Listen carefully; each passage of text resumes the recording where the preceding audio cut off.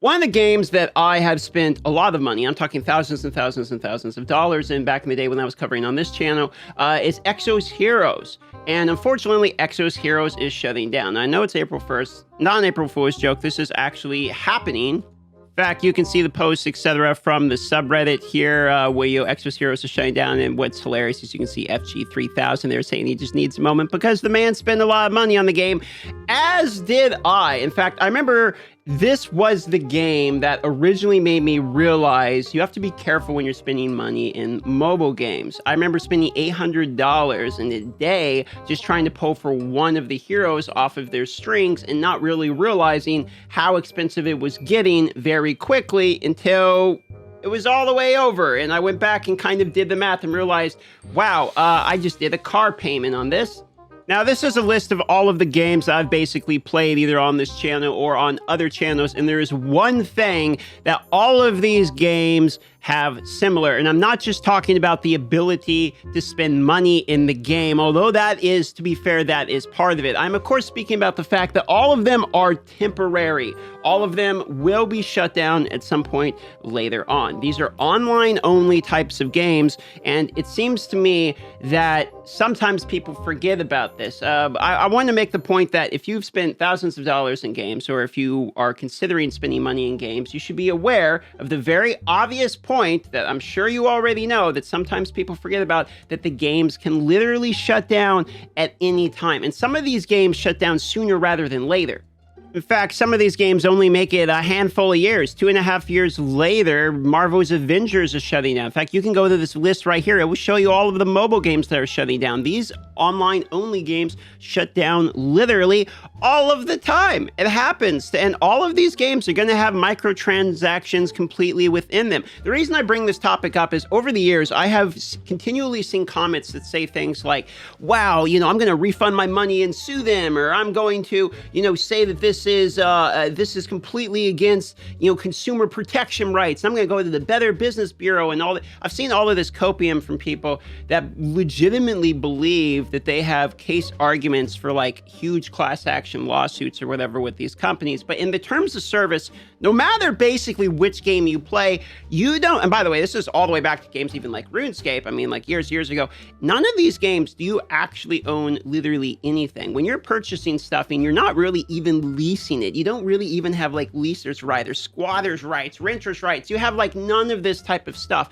The only thing you have is a game in which you are temporarily basically renting digital items that you don't own and do not have your rights to remotely. And I actually know this one extremely personally, because if you actually look here in the game, $5,000 on my channel, $5,000 spent on Exos Heroes. Was it worth it? And look how many of these videos we made. We were pretty committed to this game for a pretty long time. This was literally all I was making videos on, and $5,000 inside of the game is like a lot of money. And that money literally has zero value. It is gone. In fact, it is gone the second you put the money into the game.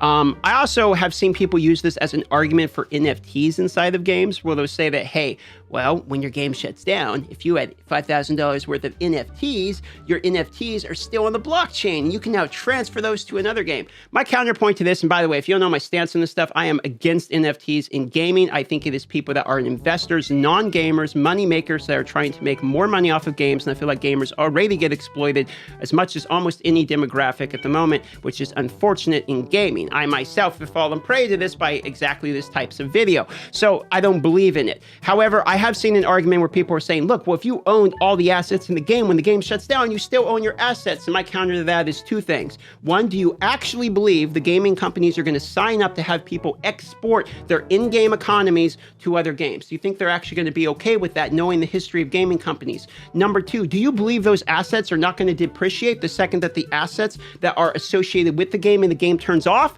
You're telling me if you own $10,000 worth of NFTs or whatever inside of that game, and that game is going to go to zero because it's turning off, you think your NFTs are still going to hold the value on the market and everyone's going to say, I still want those NFTs from a dead fucking game? It doesn't actually make any sense to me. And so I would warn you, as somebody who feels fairly strongly against NFTs in games, do not fall prey to these types of logic. The hard truth of it is if you spend money inside of games, microtransactions, game purchases, whatever, that money is gone. You will never get that money back unless you do a hard refund. And if you do a hard refund, you will be banned. Kitty wants to go outside, but the door is open. Stop meowing.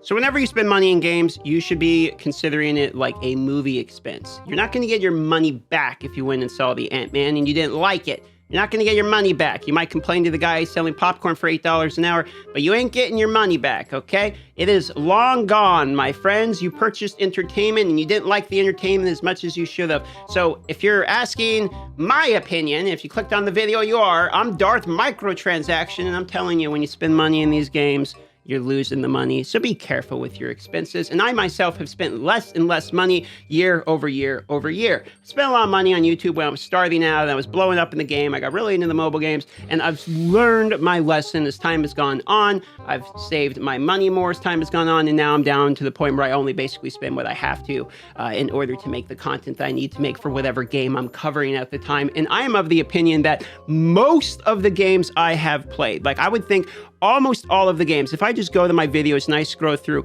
literally all of these games I've played, they're gonna see a lot of raid stuff because I'm doing raid at the moment, but it doesn't matter. Basically all of the games I've played within the last few years, they're all better played free to play. I literally believe that you get temporary dopamine from the microtransactions, but all of the games I have played have been better experienced as games, okay? Not as min-maxing, not as competition, but just as basic games that you experience are all better played free to play, with some minor exceptions for things like monthly game passes. So, subscription to RuneScape membership or something like that. But that's just one man's opinion. Save your money from the guy who's named Microtransaction. Love you all. Happy April Fools. See you on the next one.